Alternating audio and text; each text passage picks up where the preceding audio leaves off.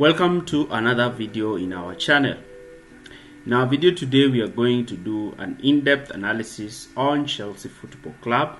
We are going to look at the tactical aspect in Mauricio Pochettino's first win as Chelsea manager.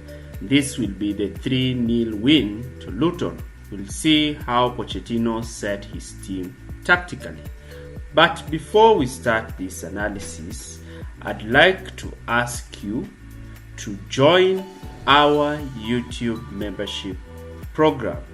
We currently have a YouTube membership where we offer exclusive videos, early access to videos, live Q&As, which will be of great benefit especially to those who want to make requests for videos to be made for their team and to understand some key aspects in world football.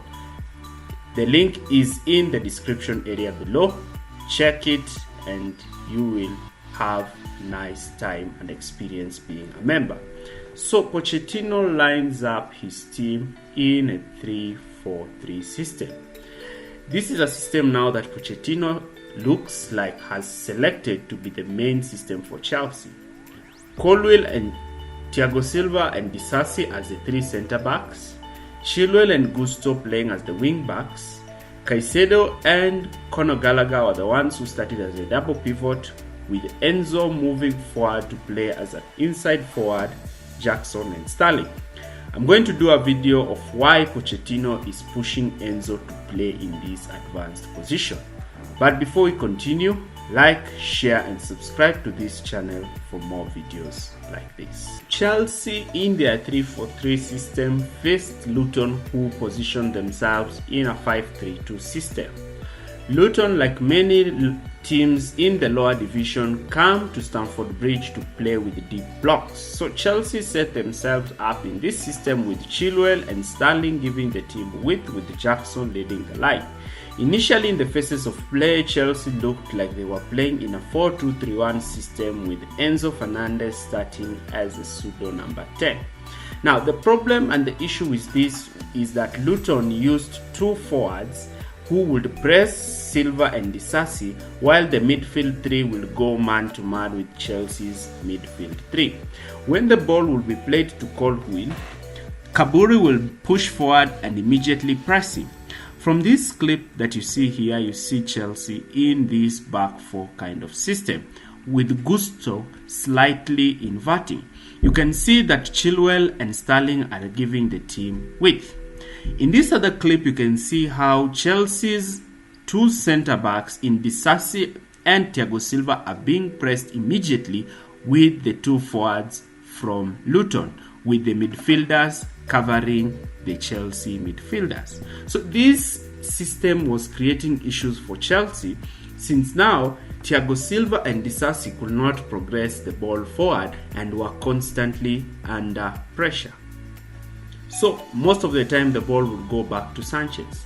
But this is how Chelsea adapted to this situation. Since they were playing with back five, we saw Chelsea now pushing Enzo Fernandez to push down the left-hand flank to link up with Chilwell, and this saw Colwill tucking in and starting to play as a left-sided centre-back. This now made Chelsea to arrange themselves in a wide three centre-back system, whereby now Thiago Silva, Disasi and Colwill will outnumber the front two of Luton and therefore easily progress the ball, as you can see from this clip, with Gallagher and Caicedo playing as the double pivot in front, forming the 3-2-5 system, with Gusto and Chilwell giving the team width. Now, this system is effective when playing with the back four, since when you play with the back five, all your forward men are tied up and Nakamba being able to sit there and intercept passes which are made to these forwards. So this is where Pochettino adapted by the use of Conor Gallagher.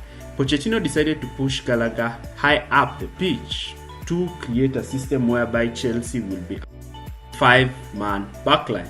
Now, having 6 men in attack will always outnumber the 5-man defense, with Caicedo staying deep to play as the single holding midfielder, Now the three center backs will be using their passing accuracy to pick these balls to these wide areas. And when Caicedo received the ball, he immediately played the ball for Gusto, who now had space and acres of space to make runs and attempt crosses in the box. This is why the slight tactical change of pushing Gallagher up front outnumbered this five-man defense, enabling Chelsea, especially Gusto and Raheem Sterling, to always have to outnumber the wing-back, since Ross Barkley was not quite disciplined defensively to track the runs of Conor Gallagher. Therefore, this saw Chelsea constantly outnumbering Luton despite having five defenders.